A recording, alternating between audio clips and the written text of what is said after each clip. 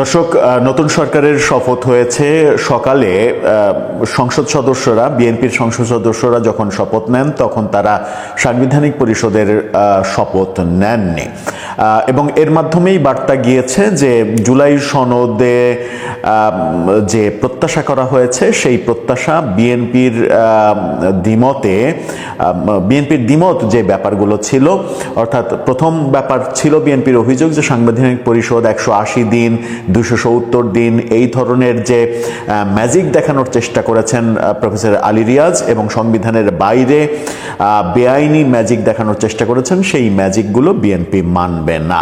BNP সংবিধানের পথে হাঁটবে এবং তারা সংবিধানের পথেই হেঁটেছে এবং সংবিধানের পথে যখন হেঁটেছে তখন বার্তাটা স্পষ্ট যে এই গণভোট, গণপরিষদ, সাংবিধানিক পরিষদ সহ বেশ কিছু বিষয় বর্তমান সংবিধানে এক্সিস্ট করে না এবং এটার বিরুদ্ধে বিএনপি ব্যবস্থা নিতে যাচ্ছে। যখন এরকম বার্তা সংসদ ভবন থেকে আমরা পেয়েছি তখন আরেকটা বড় খবর তৈরি হয়েছে মহামান্য আদালতে। আমরা দেখেছি যে উচ্চ আদালতে এই যে 12 ফেব্রুয়ারি যে গণভোট হলো সেই গণভোট বাতিল চেয়ে রিট করা হয়েছে। ম্যাজিক বোধহয় চতুর্দিক থেকেই শুরু হয়ে যাচ্ছে এবং প্রফেসর ইউনূসের সরকার যেভাবে আদালতের ওপরে হস্তক্ষেপ করার চেষ্টা করেছে, আদালতকে প্রভাবিত করার চেষ্টা করেছে এবং আদালতকে প্রভাবিত করে তারা কি করেছে সেগুলো আমরা সবই জানি। সেই পরিস্থিতি যদি পাল্টে যায় তাহলে এমনও হতে পারে যে আদালত থেকে গণভোটের এই ব্যাপারে একটা নিষেধাজ্ঞা আসতেই পারে। চলুন একটু জেনে দেখি কারা রিট করলেন, কি পরিস্থিতি তৈরি হতে যাচ্ছে আইনি কাঠামোর মধ্যেই। থাকবেন দর্শক, বলছিলাম গণভোটের বিরুদ্ধে আদালতের রিট হয়েছে এবং এই রিট বলে দেয় যে শেষ পর্যন্ত গণভোট নাও টিকতে পারে। গণভোটকে কেন্দ্র করে রাষ্ট্রপতি যে আদেশ জারি করেছেন, রাষ্ট্রপতি অধ্যাদেশের মাধ্যমে গণভোটকে বৈধতা দেওয়ার চেষ্টা করেছেন, আদতে যেটা সংবিধান বলছে সেটা হচ্ছে যে সংবিধান পরিবর্তনের কোনো অধ্যাদেশ রাষ্ট্রপতি জারি করতে পারেন না। সংবিধান মানে পরিবর্তন হয়ে যাবে, সংবিধানের মৌলিক ব্যাপার পরিবর্তন হয়ে যাবে এরকম কোনো অধ্যাদেশ রাষ্ট্রপতির এখতিয়ারের মধ্যে নেই। সুতরাং গণভোটের ব্যাপারে যে অধ্যাদেশ জারি করেছেন রাষ্ট্রপতি, মানে তাকে দিয়ে যে জারি করানো হয়েছে, প্রফেসর ইউনূস তাকে দিয়ে যে জারি করিয়েছেন, এটা সম্পূর্ণ অবৈধ হিসেবে গণ্য হবে সাংবিধানিক দিক চিন্তা করলে। রাষ্ট্রপতি সর্বোচ্চ যেটা করতে পারেন সেটা হচ্ছে যে জরুরি অবস্থা জারি করতে পারেন এবং সংবিধান স্থগিত করতে পারেন, এই ক্ষমতা আছে। কিন্তু সংবিধান পরিবর্তন করার কোনো আদেশ জারি করা, কোনো প্রজ্ঞাপন জারি করা, এটা রাষ্ট্রপতির এখতিয়ারের মধ্যে নেই। সেরকম প্রেক্ষাপটে আদালতে রিট হলো গণভোটের ফলাফল বাতিল করার জন্য। সময় টেলিভিশনের শিরোনামটা দেখে নিন, সেখানে বলা হচ্ছে গণভোটের ফলাফল বাতিল চেয়ে হাইকোর্টের রিট। গণভোটের মানে 13 ফেব্রুয়ারি ঘোষিত যে ফলাফল, সেই ফলাফল বাতিল চেয়ে রিট করা হয়েছে। সুপ্রিম কোর্টের আইনজীবী ABM আতাউল মজিদ তৌহিদ জনস্বার্থে এই রিট দায়ের করেছেন। জানা গেছে ভবিষ্যতে কোনো অন্তর্বর্তী ও তত্ত্বাবধায়ক সরকার যেন গণভোট আয়োজন করতে না পারে, হাইকোর্টের কাছে এমন ঘোষণার জন্য আবেদন করা হয়েছে। অর্থাৎ অন্তর্বর্তীকালীন সরকার কিংবা তত্ত্বাবধায়ক সরকার ইচ্ছা করলে সংবিধানের বাইরে গিয়ে, কারণ সংবিধানে গণভোট নেই, আপনাকে গণভোট করতে হলে সংবিধানে আগে গণভোট অন্তর্ভুক্ত করতে হবে। সংসদের 2/3 সদস্যদের ভোটে এই বিধান সংবিধানে আগে লিখতে হবে, তারপরে আপনি গণভোট করতে পারেন, তার আগে গণভোট করতে পারেন না। আর অন্তর্বর্তীকালীন সরকারের তো গণভোটের কোনো এখতিয়ারই নেই।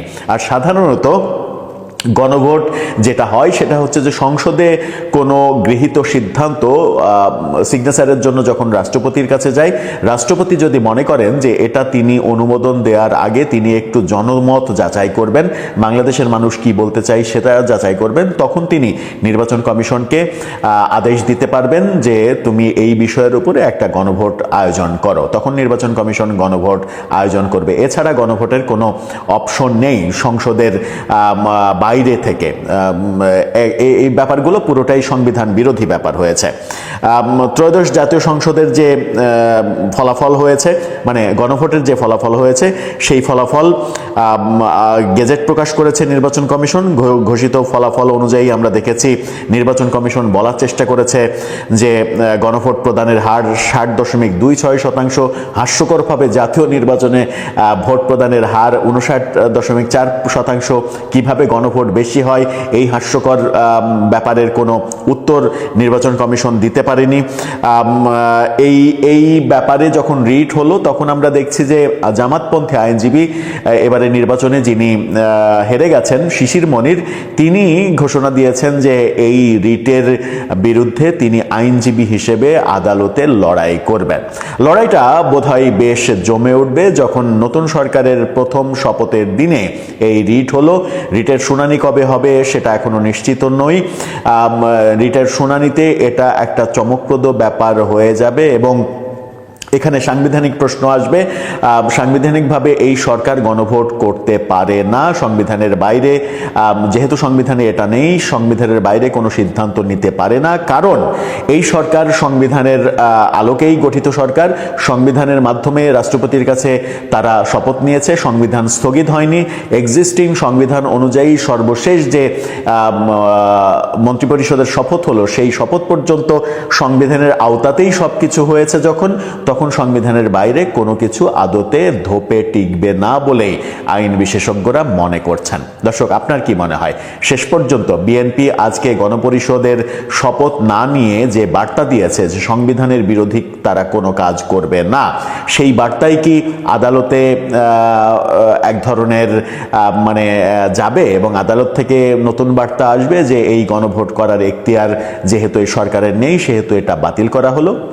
আমরা শুনতে পারছিলাম যে বেশ চমক দেখানো হবে এবং নতুন পুরাতন যারা আছেন তাদের সমন্বয়ে একটা অসাধারণ মন্ত্রিসভা গঠন করা হবে। কিন্তু আমরা যেটি শুনতে পেলাম,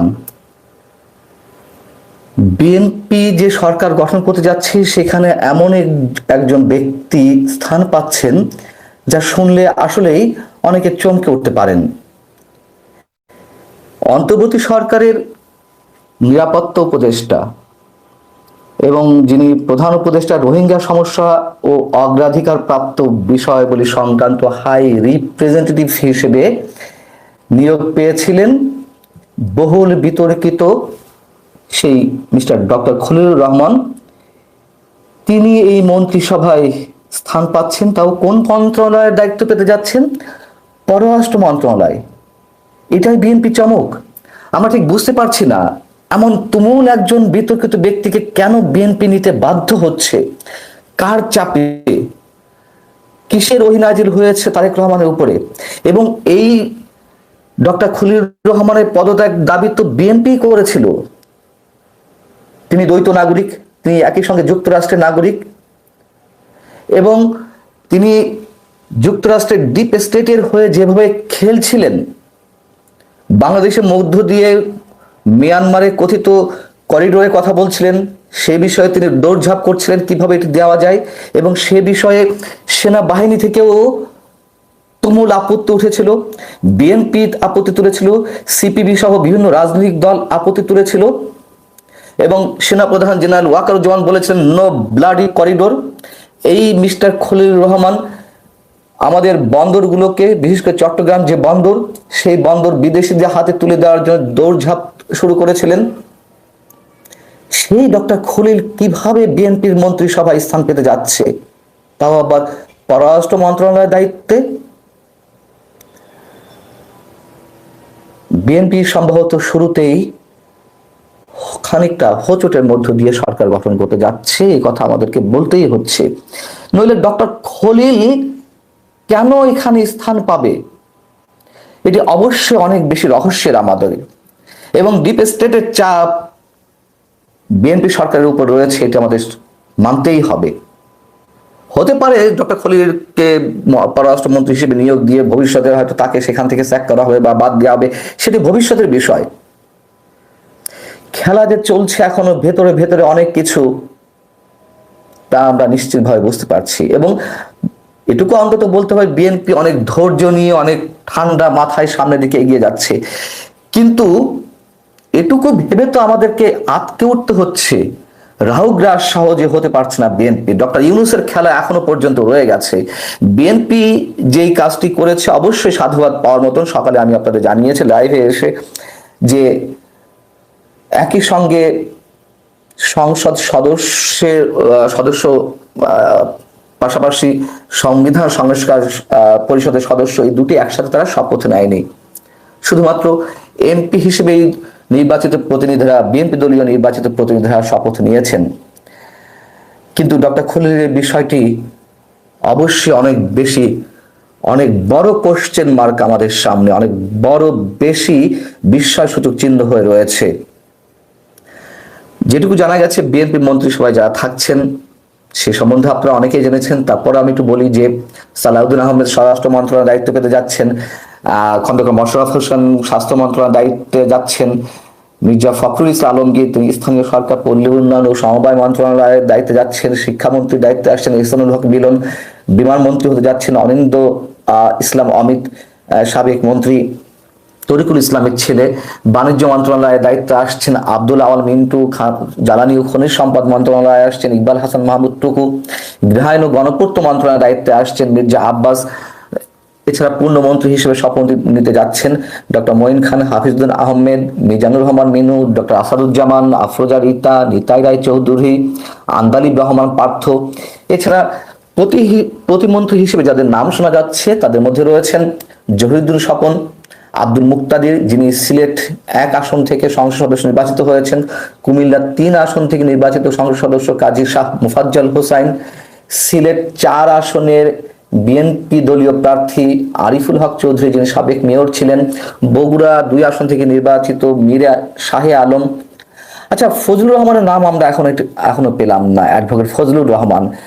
তার নাম তো আমরা এই কদিন জেনেছি যে মুক্তিযুদ্ধ বিষয়ক মন্ত্রণালয়ের দায়িত্বে তিনি আসতে যাচ্ছেন। কেন তাকে বাদ দেওয়া হচ্ছে?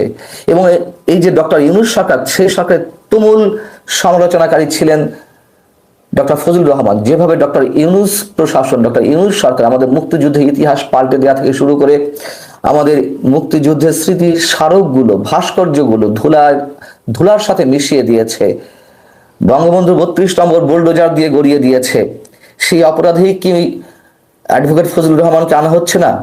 আমরা জানি না। আমরা একটা নতুন বাংলাদেশ অবশ্যই দেখতে চাই। তারেক রহমান যে স্বপ্ন আমাদের দেখিয়েছেন তিনি যেন সেখান থেকে হোঁচট না খান। কি হবে? তিনি তো প্রধানমন্ত্রী হয়েই গেছেন, জীবনে একবার প্রধানমন্ত্রী হতে পারলেই তো হলো, আর কি লাগে? তারেক রহমান করুক না একটা ইতিহাস সৃষ্টি, জনমানুষের আকাঙ্ক্ষার প্রতিফলন ঘটাক না, আমরা সেদিকেই চেয়ে আছি। প্রতিমন্ত্রী হিসেবে যারা নিয়োগ পেতে যাচ্ছেন, কিশোরগঞ্জ 6 আসনের শরীফুল আলম, জামালপুর 1 আসন থেকে নির্বাচিত সংসদ সদস্য এম রশিদুজ্জামান মিল্লাত যিনি বিএনপি নির্বাহী কমিটির অর্থ সম্পদের দায়িত্বে আছেন, সাবেক ফুটবলার আমিনুর হকও ডাক পেয়েছেন প্রতিমন্ত্রী হিসেবে, পঞ্চগড় 2 আসন থেকে নির্বাচিত সংসদ সদস্য ফরাদ হোসেন আজাদ প্রতিমন্ত্রী হিসেবে শপথ নিতে যাচ্ছেন, হাজী আমিনুর রশিদ ইয়াসিন প্রতিমন্ত্রী হিসেবে দায়িত্ব নিতে যাচ্ছেন। এর বাইরে জোনায়েদ সাকি, নুরুল হক নূর যারা বিএনপির সাথে জোটবদ্ধভাবে এতদিন আন্দোলন করেছেন আওয়ামী লীগ সরকারের বিরুদ্ধে, তারাও স্থান পেতে যাচ্ছেন। কিন্তু আমাদেরকে এটুকু বলতেই হচ্ছে, ডক্টর খলিল কার প্রতিনিধি হিসেবে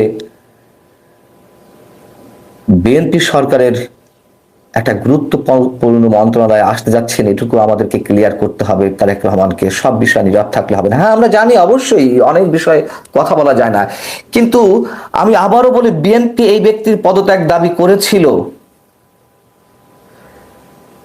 এই ব্যক্তি নানানভাবে সমালোচিত। একজন উপদেষ্টা হয়ে, পূর্ণ মন্ত্রীর পদমর্যাদার ব্যক্তি হয়েও তিনি একটি সংস্থার পরিচালক হন। কি সব ডিজাইন, কোন ধরনের ম্যাটিকুলাস ডিজাইন চলছে তাকে আমরা বুঝতে পারছি না। বিমানের পরিচালনা পর্ষদে তাকে নিয়োগ দেওয়া হলো মাত্র 1 মাস আগে। তখন আমরা তো বলেছিলাম যে যেই সরকার 1 মাস পর পদত্যাগ করতে যাচ্ছে তাকে বিমানের পরিচালনা পরিষদে কিভাবে সদস্য হিসেবে নিয়োগ দেওয়া হয়? 14,000 কোটি টাকার 14টি বোয়িং বিমান কেনা হচ্ছে 37,000 কোটি টাকা দিয়ে, যেই চুক্তি, যে শুল্ক চুক্তি যুক্তরাষ্ট্রের সাথে করে আসা হলো, বলা হচ্ছে যে সেটি নাকি একটি সফল চুক্তি। কিসের সফল চুক্তি? এবং এই চুক্তিতে বিশেষ অবদান রাখার জন্যই নাকি গণমাধ্যমে যেভাবে এসেছে যে এই জন্য তাকে মন্ত্রী পরিষদে নেওয়া হচ্ছে, এগুলো একেবারে ভুয়া কথা, একেবারে বাজে কথা।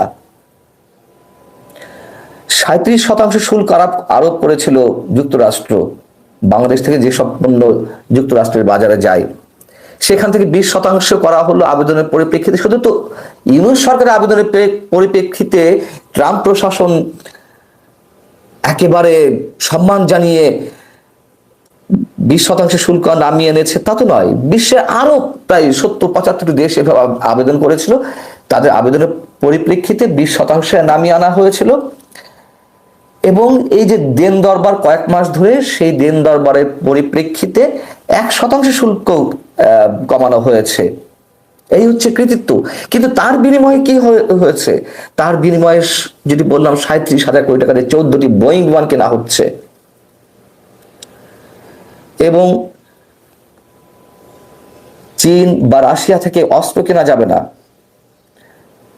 আমি আরো একটু মনে করে দিই আপনাদেরকে, এই মুহূর্তে বিদেশি বিনিয়োগ হিসেবে রাশিয়ার বিনিয়োগ সবচেয়ে বেশি।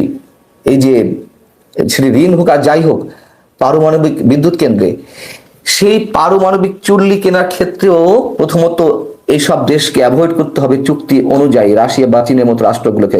বিকল্প যদি খুঁজে না পাওয়া যায়, তাহলে হয়তো প্রথম পর্যায়ে তাদের কাছ থেকে কোনো কিছু কেনা যেতে পারে। আর এইসব শর্ত যদি লঙ্ঘন করা হয়, তাহলে যে কোনো মুহূর্তে যুক্তরাষ্ট্র স্যাংশন দিতে পারে, অথবা যে 37% শুল্ক আরোপ করা হয়েছিল, সেই 37% শুল্ক আবারও আরোপ করতে পারে। তাহলে কিসের কৃতিত্ব দাঁড়ালো এখানে ডক্টর খলিলুর রহমানের? তারেক রহমান সাহেব, আপনাকে জবাব দিতে হবে অবশ্যই অবশ্যই। যাকে নিয়ে, এই ডক্টর ইউনূসকে নিয়ে তো আমরা 18 মাস একটা চরম শ্বাসরুদ্ধকর অবস্থায় ছিলাম। সেই ব্যক্তির প্রতিনিধি বা ডিপ স্টেটের প্রতিনিধি যদি বিএনপি সরকারের গুরুত্বপূর্ণ কোনো জায়গায় ঘাপটি মেরে থাকে, আপনাদের ডানা ছিঁড়ে ফেলা হবে নিঃসন্দেহে। এবং বাংলাদেশ রাহমুক্ত হতে পারছে না অব্যাহত। ভালো থাকুন সবাই।